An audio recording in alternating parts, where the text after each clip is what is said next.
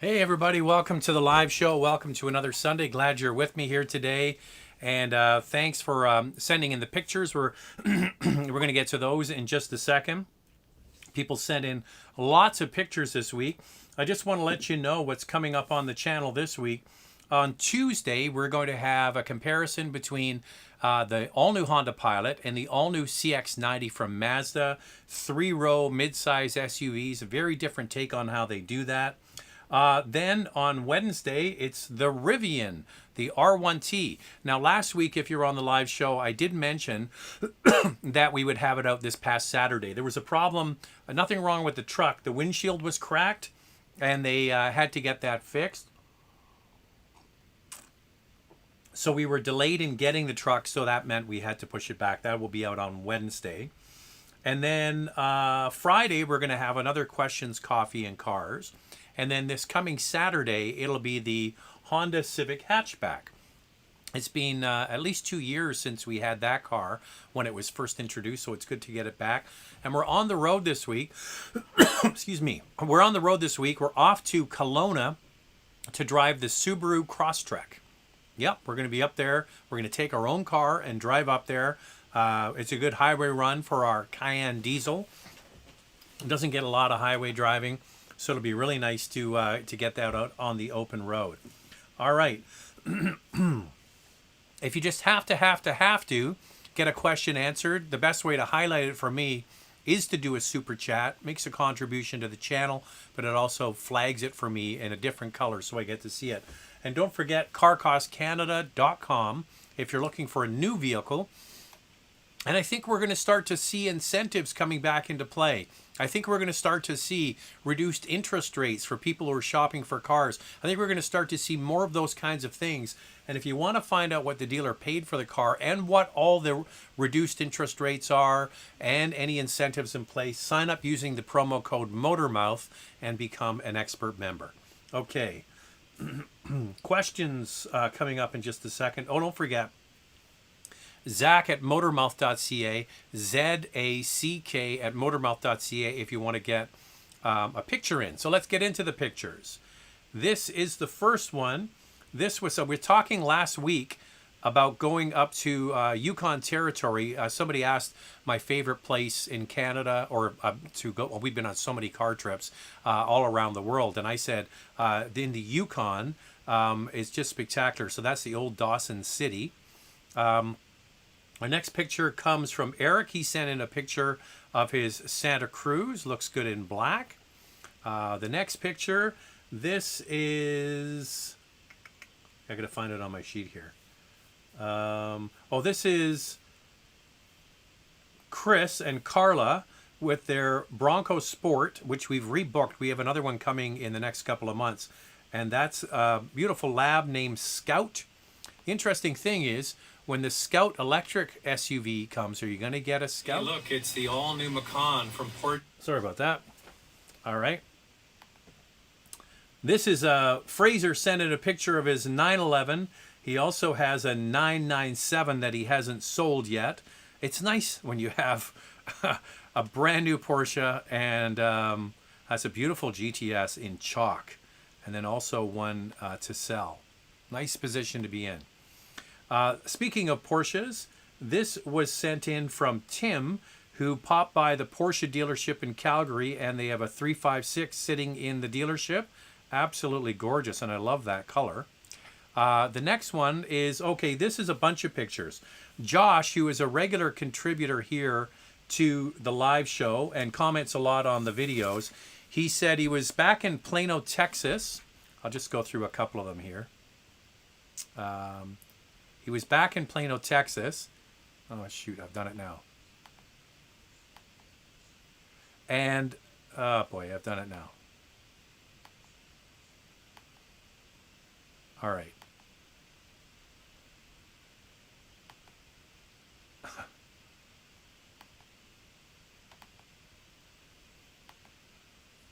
Oh, I screwed it. All right, he was in Plano, Texas. Let me try again.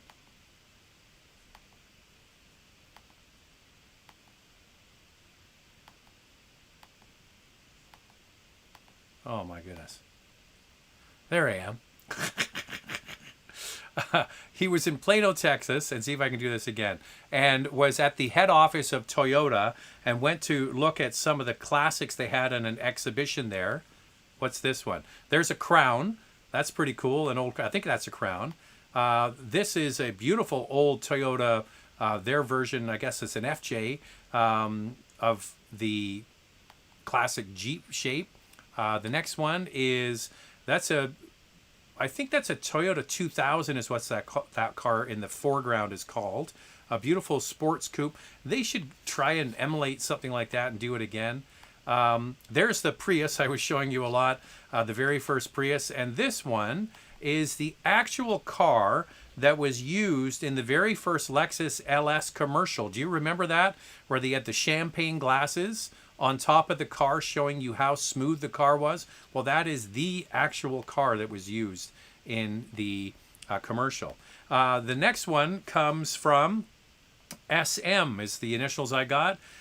Sharing a picture of our RAV4 LE 2023. Check out this. He ordered it in February. So this is February 2022. It's now April of 2023.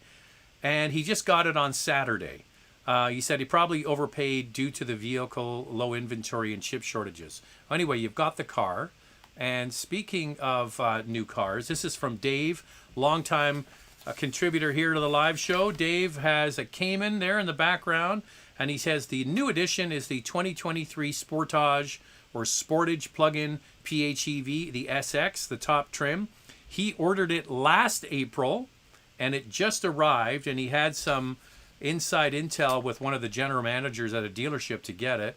So, so far, he thinks it's fantastic and loves the features. Okay, sorry I screwed that up. These things do happen. All right, I think we have... I think we've already got some super chats. You guys are very generous. Here's Peter. Peter says, how annoying is the trackpad on the 2021 Lexus 300NX? What similar alternative models do you recommend for quality and reliability without the trackpad? I hate the trackpad. I need 2 to 3 choices. Okay, well, you're not going to get anything that has the same kind of reliability and quality as the Lexus. You could, if you wanted to, get a RAV4. The NX is based on the RAV4 platform, but it's not really the same. The interior in the NX is nicer. That's one alternative. The pressure's on now. You could go for, I wouldn't, the latest version of the RDX has improved quality over when they introduced it in 2019. So the first couple of years, wait a second, I just shot myself in the foot. That too has a trackpad, so that one's out. Yeah, without a trackpad, you might want to consider getting a Genesis. GV70 might be something that you could consider. That doesn't have a trackpad. But if your number one priority is reliability and quality, then the Lexus is going to be the top choice. Now, one thing I would stress is play around with the trackpad and see if you can get used to it. People tell us they get used to it. I don't like it myself, but some people say they get used to it. Another super chat, AK here. Does bill of sale mention if demo or new elsewhere? It depends on where the car is being sold. I know, for example, here in where I live in British Columbia, if you buy a vehicle, it has to be disclosed from the dealer if it was used as a demo or if it was used as a loaner vehicle. That has to be disclosed. I don't know what that is in other jurisdictions, but it's definitely something that you need to ask. So if you're looking at a brand new 2023 car and you go in on the lot and they say, hey, there's a nice blue one, do you want it? And it's got like 600 miles or 1,000 kilometers, well, then you got to start asking questions. So the car has obviously been driven, and by who? So that's something that really should be disclosed by the dealer. My T-Bird with another super chat. If a vehicle comes with standard 19-inch wheels, why would I opt for a larger wheels? It just comes down to aesthetic, really. And then as the wheel, see, here's the thing that people don't realize about wheels on cars, is the overall circumference of the wheel. That's the outside dimensions of the tire. The outside of the wheel and the tire is the same. Okay, so if you have a smaller wheel, that's the hub, not the hub, but the actual alloy wheel, for example, say it's 17 inches, but the overall dimension of the wheel and tire combined remains the same.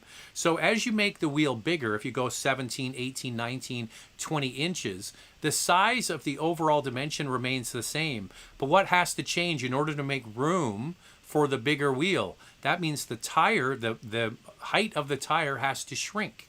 Okay, so typically when the wheels get bigger, they also become wider, and the tire remains the same overall shape, but the sidewall, the amount of cushion that you get from air, of course, diminishes. So why would you want that? Well, on a performance car, the bigger the wheel, the smaller the tire, less flex in the tire. So when you have the car on the ragged edge, when you're throwing it into the corners, there's less compression in the sidewall, which gives you greater feedback and makes the car feel more connected. And then, as I mentioned, the tires are often wider, and so you have a greater contact patch available for you to get grip on the road. If you had a tire with a wheel with a small wheel and a big sidewall, what happens is when you throw the car into the corners, that sidewall deflects and deforms, and you don't get the same kind of feedback. And that's why performance cars have much narrower tires and bigger wheels.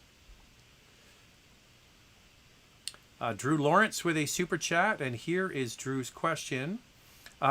Looking for a car to take up snowy upstate New York. Needs something reliable and good in the snow and comfortable for regular long road trips. Spending $40 to $45 US. Any recommendations? What I want to know, Drew, is do you want a car, or do you want an SUV? So that's what I need to know. Thank you for the super chat, but if you could write below and let me know, I'll check back for your name. Do you want a car or an SUV? That's going to make a big difference.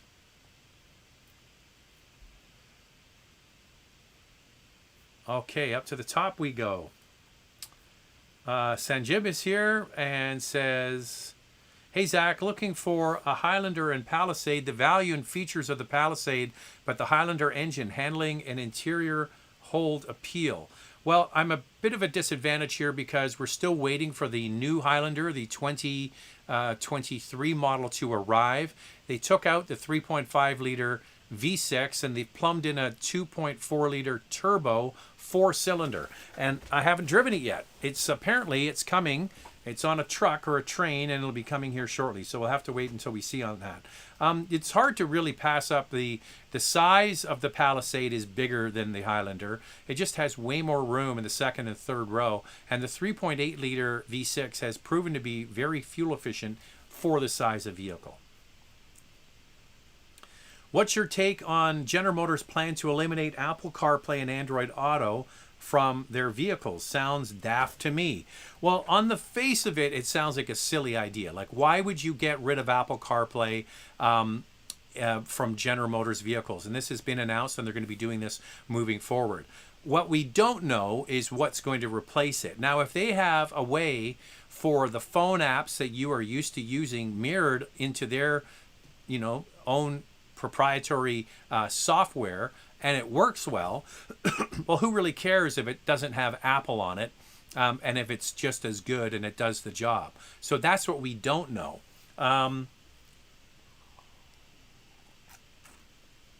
One trend that is taking place in the market is that auto manufacturers are moving towards Android Automotive.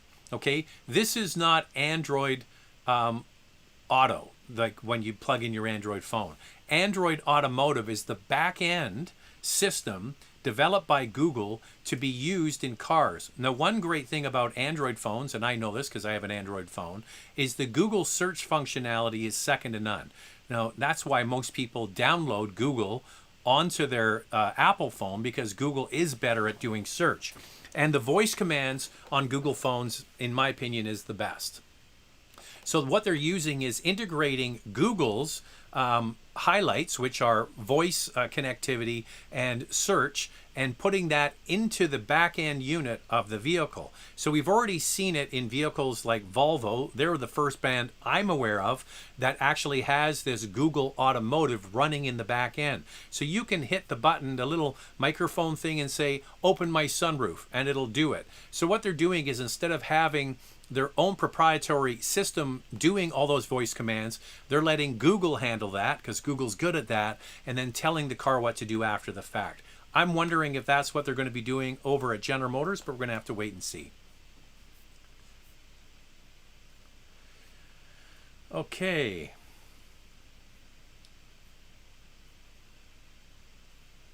More super chats. Thank you, guys. In your opinion, which vehicle has the best user interface? Funny you bring that up.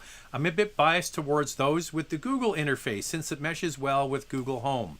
Okay, I think that this is one area where the domestic brands absolutely have some of the best interfaces. Whether it's Uconnect from Dodge or Ram, as you see the truck behind me, the sync system from Ford, or General Motors systems that they use across all their brands. I would say number one is GM. Ford and Chrysler are fairly closely matched. And the reason why I like the General Motors system, and this is why I hold out hope that they're actually going to do something to replace Apple CarPlay in their head units, is that it's so simple and easy to use. The graphics are large. The way that you interact with their head units is very, very intuitive. I always say anybody from 8 to 18 could use General Motors interfaces. They're that simple. And Ford and Chrysler, or Stellantis now, with the Uconnect system, are very, very good. On the luxury side, it always was, not always, it has been for the last 5 to 10 years, BMW with the iDrive system. Theirs is really, really good. But what they've done now is they've gone to iDrive 8, and they're implementing that in their new vehicles. We saw it used in the new electric SUV. We saw it in the new X1, and it's coming out with more and more vehicles. What they got rid of, though, with the iDrive system is the controller that works with the screen, and that was one of the beautiful things about it. It was very simple and easy to use. They ditched that. It's now just all touch sensitive, and in my opinion, I think that's a step back.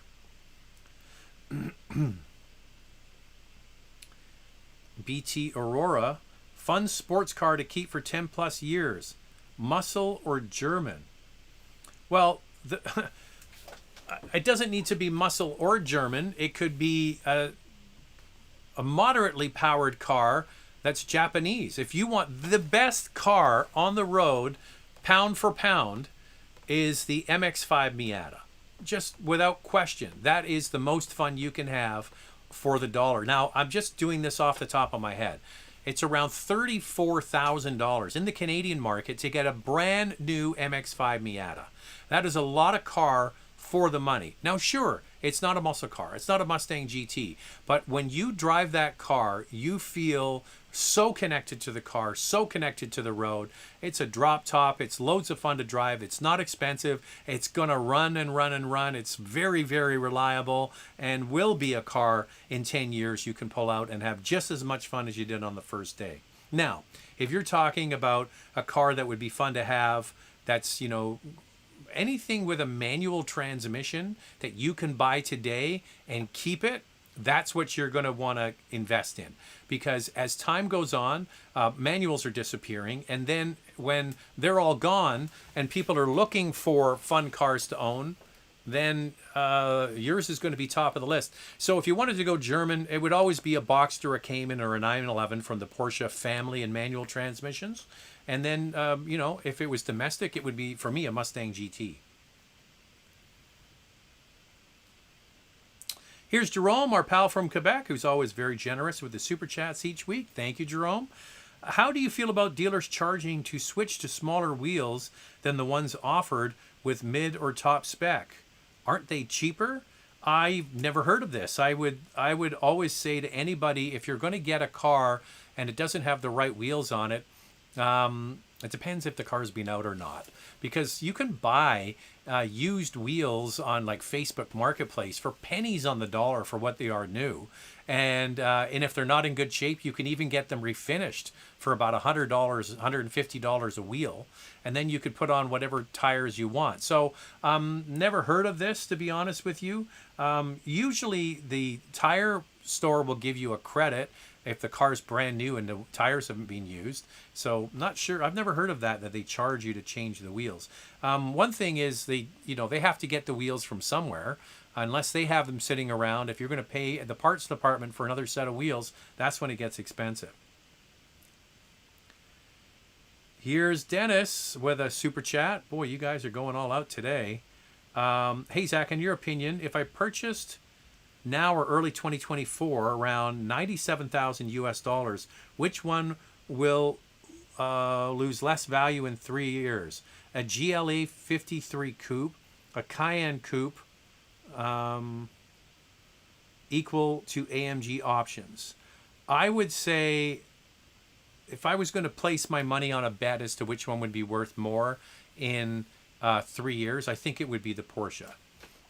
There's just less made. Porsches are the output of the factory isn't that great. I would suspect with the AMG GLA 53 coupe there's not that many of them made either.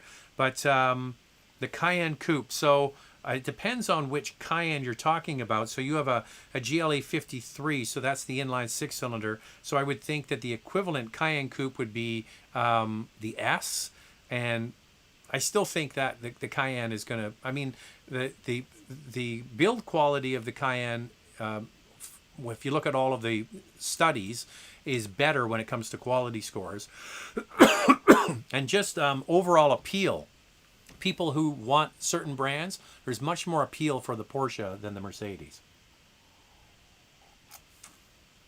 If you're not in a rush, we are going to be driving the new Cayenne in 2 or 3 weeks. We're going down to LA and we're getting a chance to drive the new Cayenne S and the Turbo. They don't have a base model for us to drive. They're probably introducing the S and the Turbo first, and then the base model 6-cylinder will come later. That's what they've done in previous iterations, but there you go. Excuse me. Dr. JBN, thank you for the super chat. I saw your question there just above. Let me see here. Cayman GTS 4.0 is now selling above MSRP on the used market. At the premium, do you feel that the manual in the color like the Python green will continue to appreciate? Back to what we were just talking about a moment ago. These things are going away. So the new the new Cayman and the new Boxster are going to be coming as electric vehicles. I suspect the electric and the gas models are going to be made and sold alongside each other. That's just my speculation, because they need to obviously have cars to sell and profits to make. So I think they're probably going to sell them in tandem for a while, and then eventually the gas models will go away.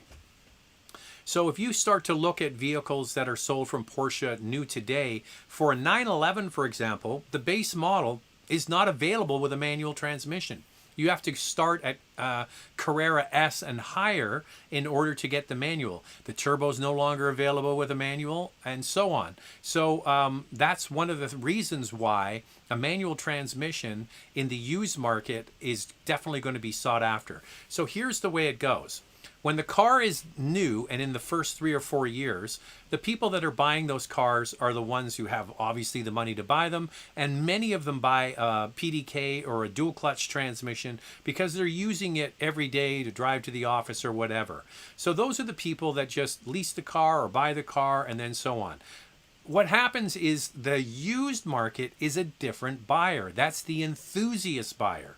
Those are the people that want to buy these cars and keep them long term, or maybe they've sought after a certain car for many, many years, and then they can finally save up enough to buy one, and then they start searching, and I'm looking for a 7-year-old 911 or a 7-year-old Cayman or Boxster, and I really got to have a manual transmission.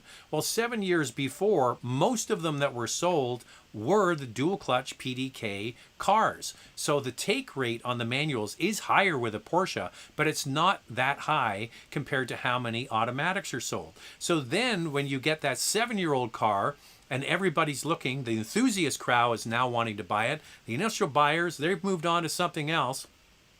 The enthusiasts are now starting to look for these cars. There's just not as many available to buy.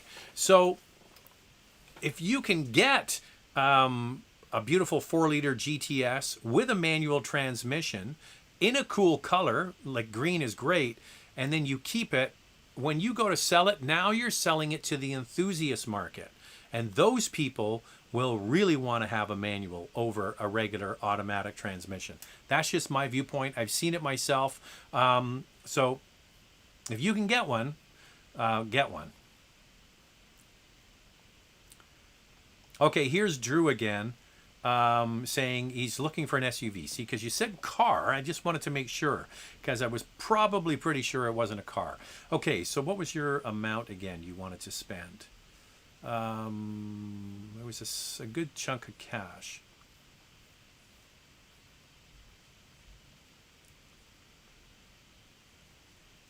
Okay, so you have 40 to 45,000 US dollars. Okay, so you're wanting a car to take in the snow, $40 to $45,000. Well, there's quite a lot. The other the other question is, like, what size of SUV? So is it a compact SUV or is it a mid-sized 3-row SUV? There's lots of different variables.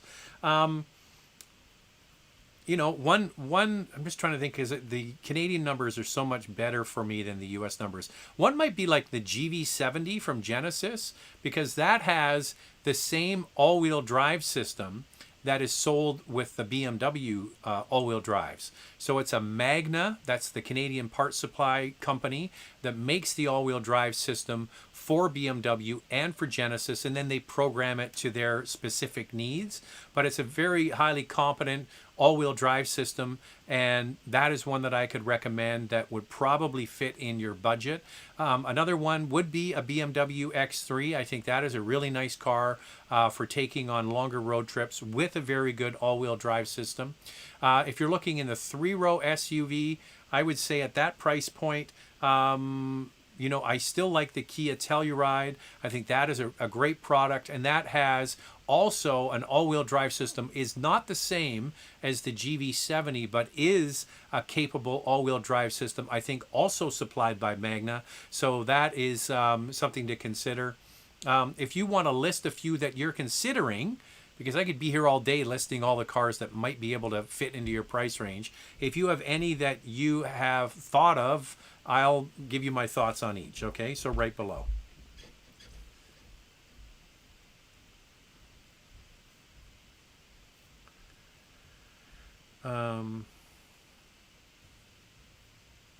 Make sure I didn't miss any of these super chats, because you guys are being so nice to me.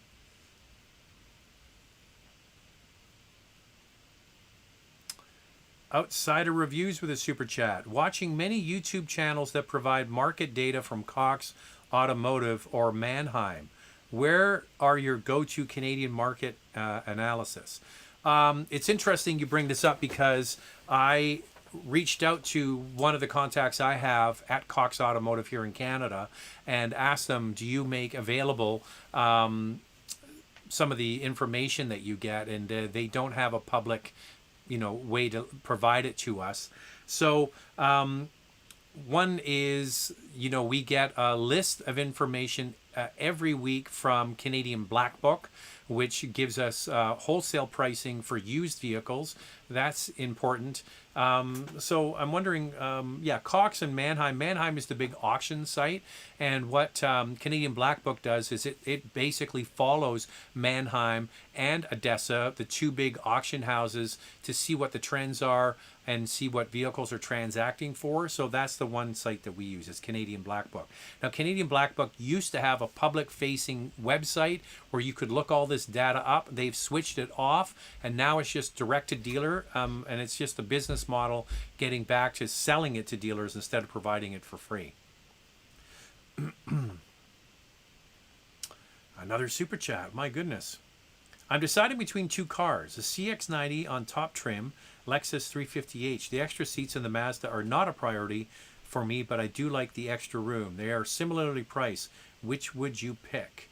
Well, these are very, very different. So I'm curious if it's the CX-90 plug-in or the regular gas model, because you're looking at a Lexus 350h, and that is a hybrid, of course. The H stands for hybrid. If I was going to choose between these and you like the bigger vehicle, then the Mazda is definitely going to feel bigger. I mean, it does have a bigger back seat. It does have way more cargo space, especially if you're not using the third row. It is a much bigger vehicle overall. The 350h is just a 5-seater, as you know, and the hybrid system is a 4-cylinder, and then you have the electric motor. Now, it's similar if you're considering the plug-in hybrid of the Mazda. It too has a 2.5 liter 4-cylinder and their electric system, but the big difference is it doesn't use what's called a continuously variable transmission. The PHEV in the Mazda is an 8-speed with a clutch pack. That is definitely more engaging to drive. However, I wouldn't discount the RX. So you have to really do a gut check and decide what is a priority to you. Is it space and room? Then that's pretty simple. It's going to be the Mazda.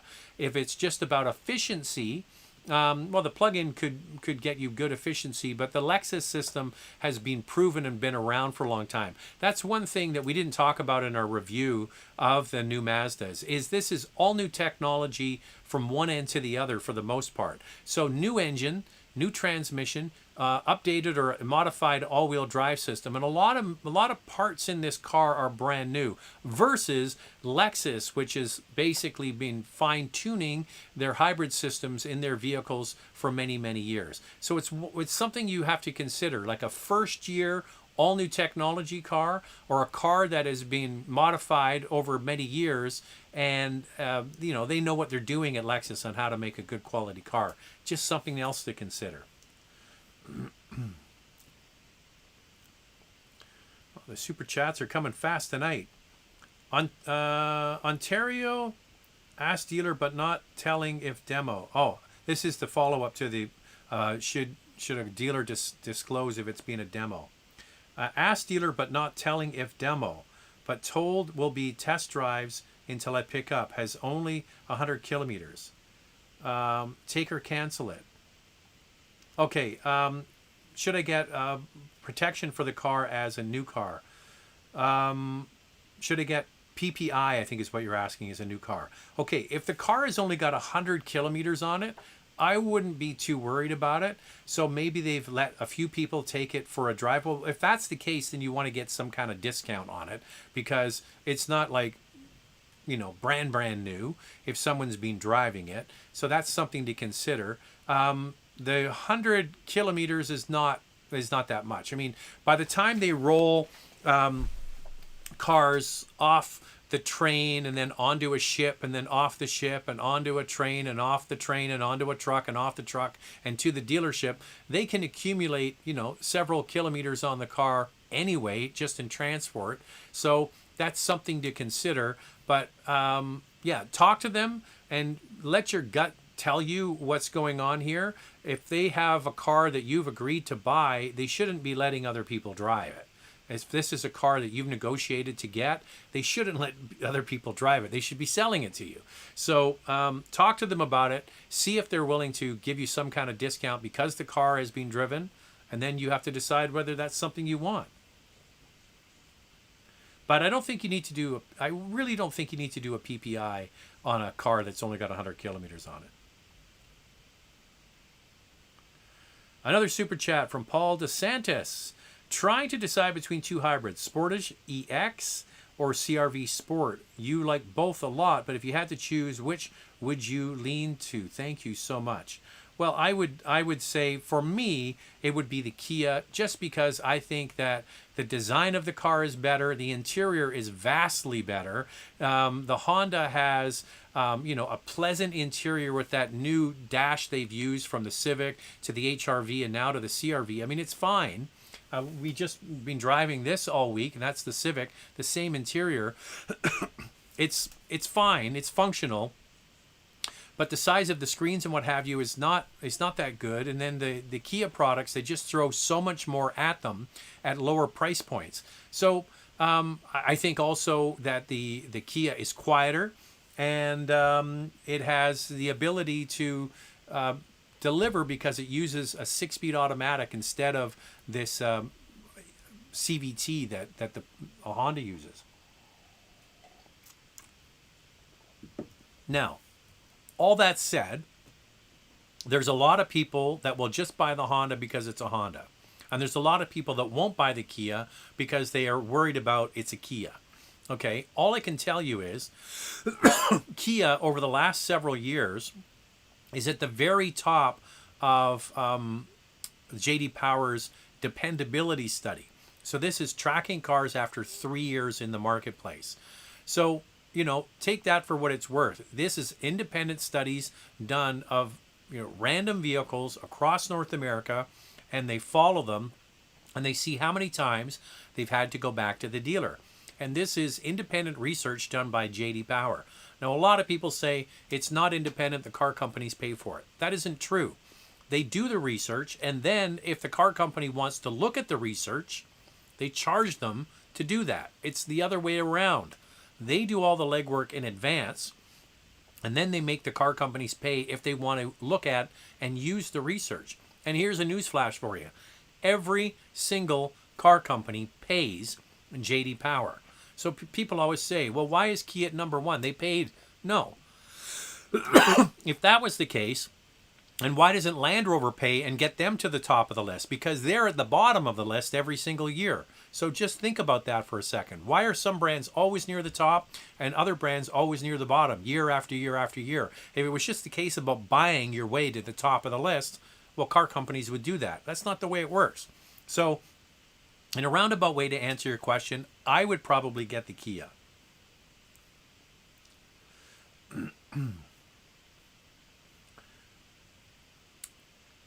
Here's Sam with a super chat as well. I'm considering a BMW i4 or the Ioniq 6. Which one do you think is a better car? Which is also more fun to drive? Well, this is easy.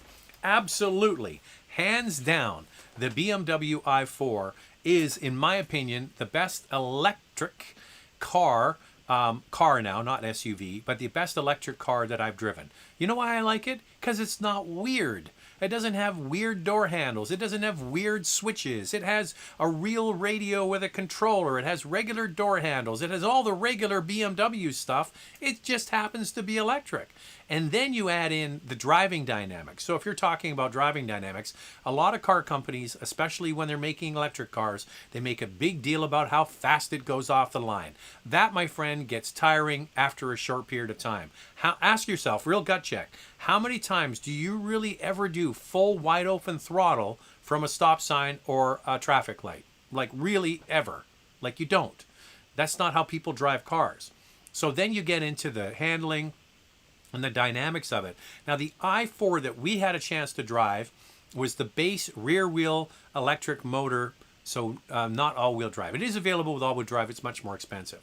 I loved it because it reminded me of BMWs from the 90s with the rear wheels pushing the car out of the corner. The handling is there. I just think they did a great job with that car. I love the i4, and I like it because it's not weird. And that's weird looking. Good car, but it's not the same ballpark.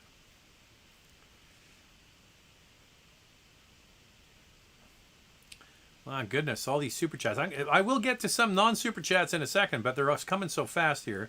Here's Peter.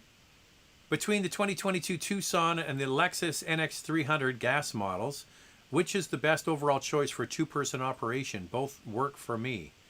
Well, they're quite different. So you're talking about a non-premium brand versus a premium brand. So the NX300... So the NX300 is the old model. Oh, I would say the Tucson. I just don't like that NX300 trackpad. I just don't like that.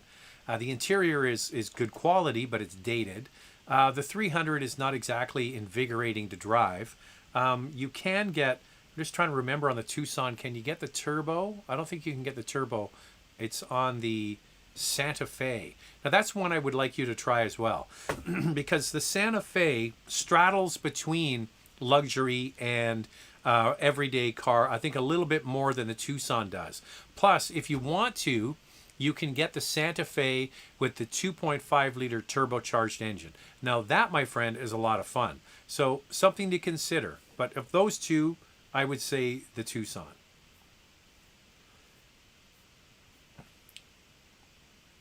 Okay, up to the top we go. I apologize. Oh, 486 on board, 122 thumbs up. If you guys could smash the thumbs up, that would be very nice. Scott Goldie is here. Hey, Scott, nice to see you. This is another question here. Good evening, folks. Any word on when you're testing the Aria and the Dodge Hornet? The Aria is coming to Vancouver. We were invited to go and drive it in California a month ago, but that's when it was spring break, so we weren't working that week, so we didn't get a chance to go. There was another event they had in Las Vegas, and we were also not available that time. It is coming, and the Dodge Hornet, once it arrives in Vancouver, we'll drive it.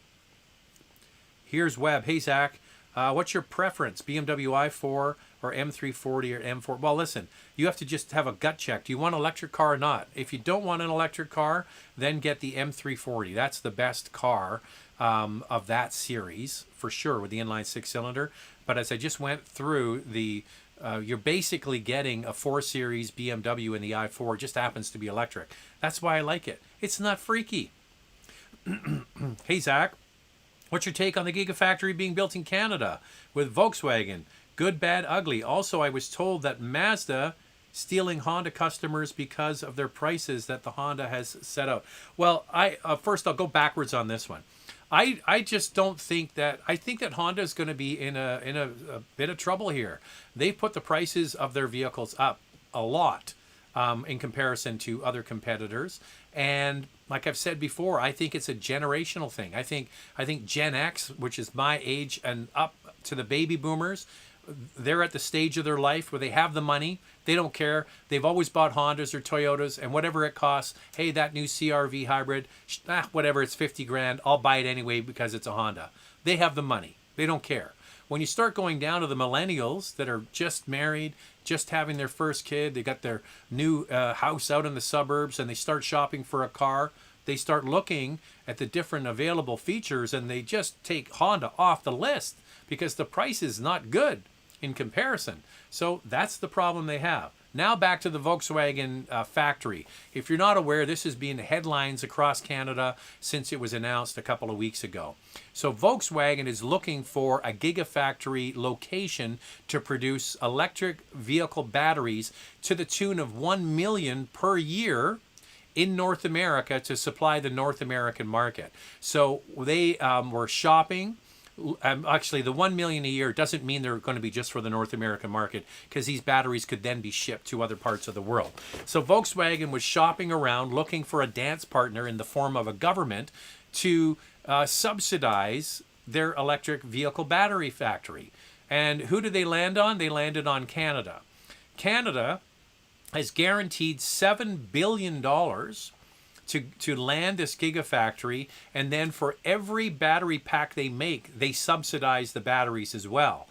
In 10 years, this could add up to $13 billion in Canada to get 3,000 jobs and, of course, a very, very large factory facility. Now, the size of this factory, from what I heard on the radio when there was a press release this week, was 100 football fields. That's a big factory. And the tract of land they have is enormous. So the hope is that they're going to build the battery factory and also put in a production facility for another electric vehicle. So that makes sense. This is all a big push by our Canadian federal government to land these green jobs. What you have in the United States, you have the Inflation Reduction Act, which is the name of really a green agenda bill that they passed in the United States. And it's basically a big middle finger to China. The whole Inflation Reduction Act is a middle finger to China saying, if you want to sell electric cars in North America, the batteries can't be made outside of the United States if you want to get the tax credits, and everybody wants the tax credits. It can't be made outside the United States. The battery can't be from outside, actually, North America, not the United States, all of North America, Mexico and Canada included. And the battery cells can't come from outside North America, and the raw materials can't come from outside North America. So what did Volkswagen do? They signed this letter of agreement with the Canadian government to work to producing minerals in Canada. Canada's got a lot of minerals. And now they've decided they're going to build this massive factory in St. Thomas, Ontario, to supply 1 million batteries for their electric vehicles that they're going to have around the world.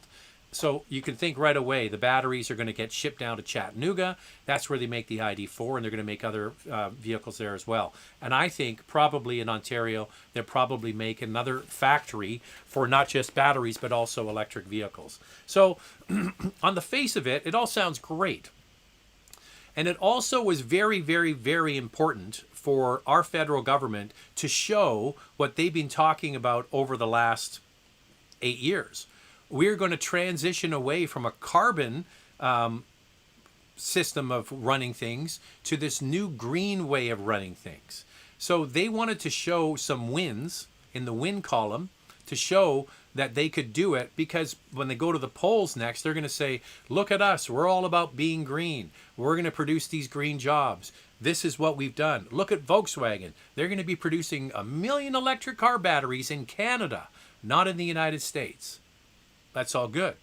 But at what cost? $13 billion of my I don't have $13 billion. My tax money and everybody else's in Canada is going to that. That's in the face of a doctor and nurse shortage and a lot of other things that we're dealing with in Canada right now. So I don't know. I think it was just another check mark for them to basically say, look what we've done. We've secured these green jobs. We're moving towards this green future. I don't know. But at what cost? That's kind of my rant on that. All right.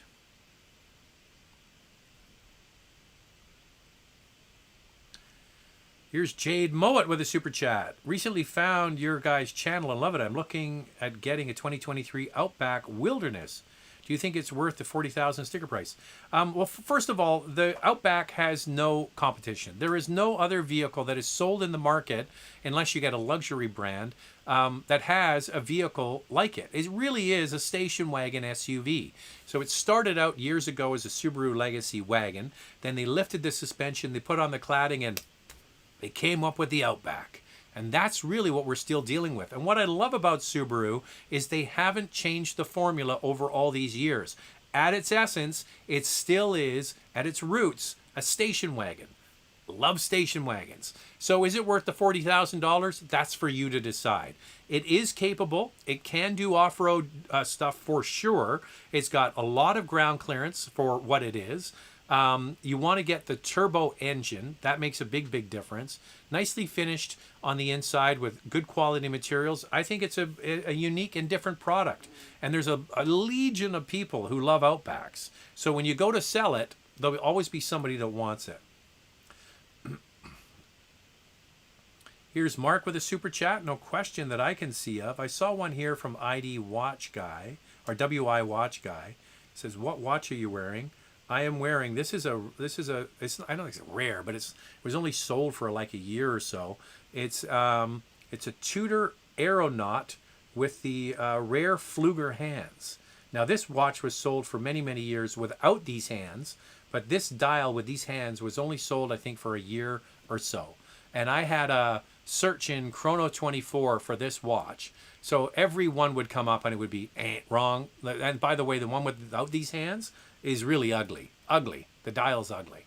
And then one day it popped up and it was like, that's the watch I've been waiting for. Unique dial, unique Fluger hands, and not the ugly dial. And I bought it right away. This one came from Belarus. Great deal. The guy I bought it from was awesome. Belarus. I think it was a display unit. I think it was in a store window for many years. Still had the stickers on it and everything. Okay. 540 people on. I think that's a new record. Hey, thank you guys. 205 thumbs up. If we could get half the thumbs up of the people on board so we could get it up to 250, I'd be very happy with that. All right, here's Sam with a super chat. Hey, Zach, I've heard conflicting reports from reviewers about how the 2023 Accord ride is. Some say soft, some say firm. I say just right. No, what's your take? I would say that it's not firm at all. So this is the Accord hybrid that we drove. So we haven't driven the regular gas model. We've only driven the hybrid. I think that's one of the highlights of the vehicle is I think the suspension is very good. Honda, like we have the Civic hatchback we've been driving this week. It's just nice to drive Hondas. Even with the Pilot we drove, Honda does a very good job with coming up with a really nice combination of road feel and dynamics, but also doesn't beat you up. So I would disagree with the other reviews that say that it is firm. We live in the west coast of Canada in Vancouver, and our roads are not terrible. So other parts of the country and other parts of North America, roads are terrible. But in our experience driving it, I thought it was really good. So the hybrid system makes it really quite refined feeling. And then you add in the suspension, which I think was great. And the overall car is quiet. So it moves it up into premium territory. If you watch our video again, we said that. It makes this mainline car feel almost luxurious because of the overall package. So I'm not sure what reviews you're referring to, but I would disagree with them.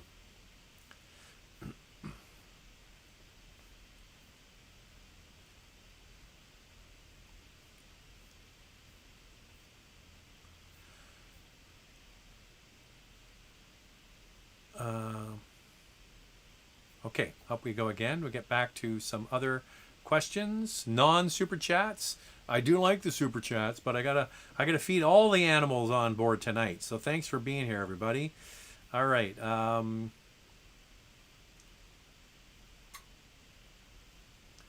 Bollywood in Canada. Hey, thanks for the wonderful channel you have. Thanks for all the reviews and live shows. Thank you. KPKP, do you think the M2 is a true spiritual successor to the E36 M3?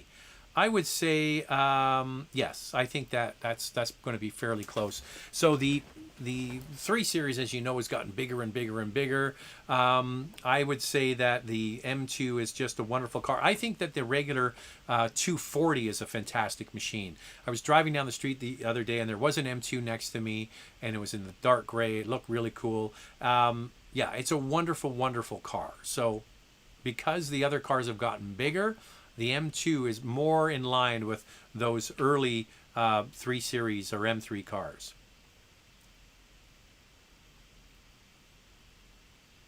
Thinking of getting a Ford Maverick hybrid. They've been out for over a year now. What have you heard regarding owners' reviews? Any regrets? That's something I think you're going to have to look up on your own. There's going to be lots of people that have good and negative things to say. I think there were initial teething problems with this new Ford vehicle. I love it, though. I just think it's fantastic. I'm going to get one day. It's not right now, but we're actually working on a new car. But it isn't the Maverick.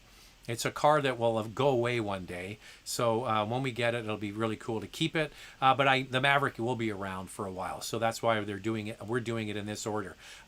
So I would do a quick search of, owner reviews and see what people have to say. I just think it's fantastic. I loved it. It gets amazing fuel economy. It's fun and funky, and I just think it's great. Here's Bollywood again. I know you haven't had a chance to drive the Lyric, but looking at the specs and price, would you consider it over the competition, Tesla Y, Ioniq 5, and GV70 electrified? Well, I'm not sure if you noticed, but Tesla has introduced a new model here in the Canadian marketplace, and that is the rear drive Model Y. Now, we always had the dual motor, and the price was really quite high. It used to be as high as $87,000. Then they dropped the pricing was it right around the new year, and they put it down to $70,000. Now they have a base model rear drive that wasn't sold in Canada, and that's $60,000. Okay, and that qualifies for $5,000 federal rebate. So that's why they're doing it.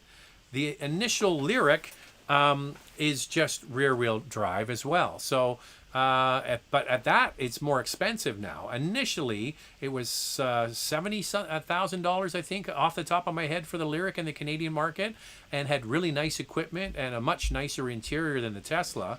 But now that Tesla's dropped the price, it's really the one to beat.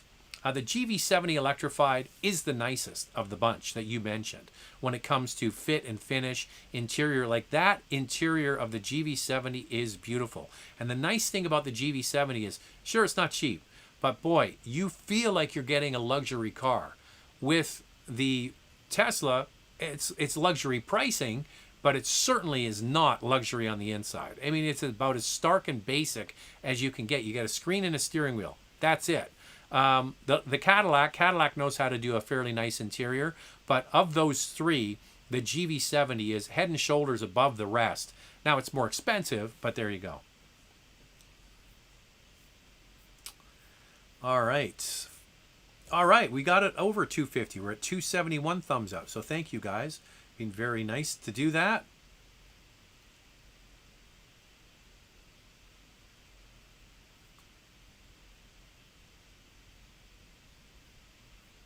Okay, we got a bunch more super chats coming in, so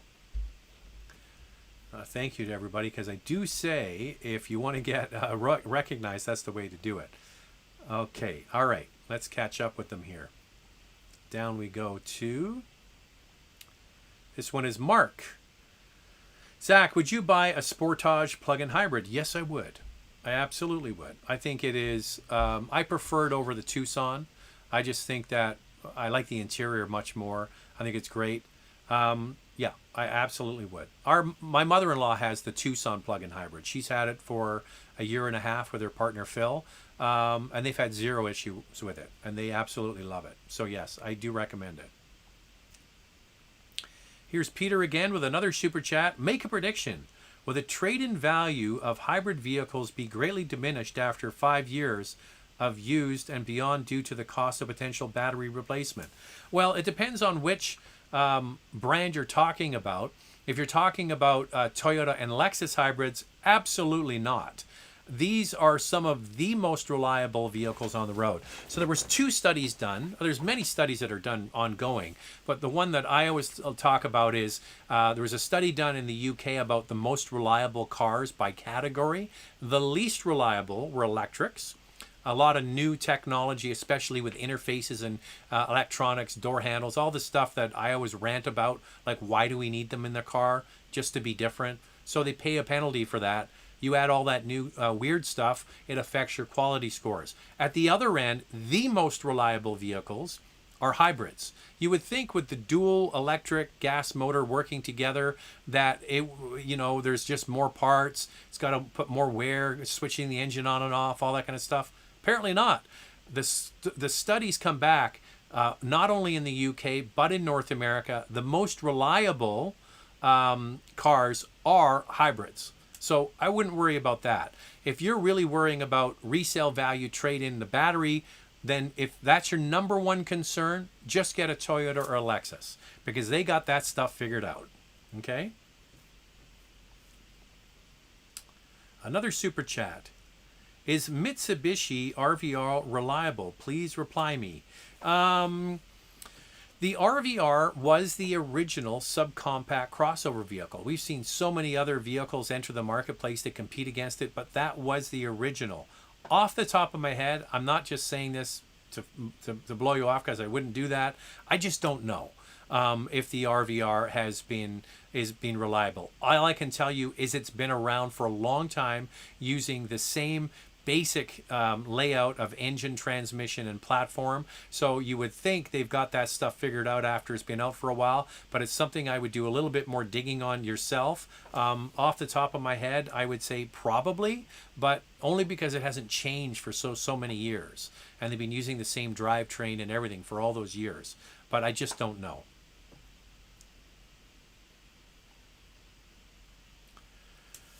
Here's Sam again. Do you expect the next generation of Camry Lexus ES to drop the V6 option? Yeah, I think so. You just have to look at the trend at Toyota. They've dropped the V6 in the Highlander, and they've gone to a Turbo 4. So you could assume the same thing. My guess is Camry will come only as hybrid, and same with the Lexus ES. That's the way it's going. I think that you're seeing that more and more from Toyota. They brought out the Crown, only sold as a hybrid. So I think that's probably what's going to happen. They might have a different rating of power if there's different trims, because they have the ability to put a smaller or a larger electric motor in there. So as you probably know, the ES is based on an elongated platform of the Camry, and they would have the ability, like they've done with other Lexus hybrids, to put in a larger electric motor to give that more performance. But I think that's probably what's going to happen as we go forward. It'll probably only be sold as a hybrid. Another super chat from Christian7746. Thank you for that. I don't see your question. Oh, there's your question. What would you go with, NX hybrid or GV70 non-electrified? I just like the look of the GV70 so much. Well, if you like it, then that's obviously the one you want. The NX is good. It's a fine product. It's going to run and do everything well for many, many, many years. Just talked about Toyota and Lexus products. But, don't deny what your heart wants. Genesis has scores that are very, very high. I talked about those quality scores, and people say they're nonsense. I say to them, that's nonsense that you say they're nonsense. Just nonsense. Genesis is scoring very highly, because you got to remember, they're not making massive amounts of these cars. The number of Genesis cars that's coming into the marketplace, it's a fraction of some of the other manufacturers with much more mass appeal vehicles. So I say get what your heart wants. That's what I say.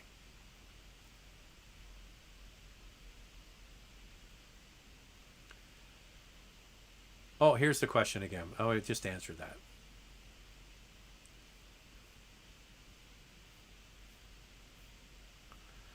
Okay, where are we now? Oh, it's 5 o'clock already.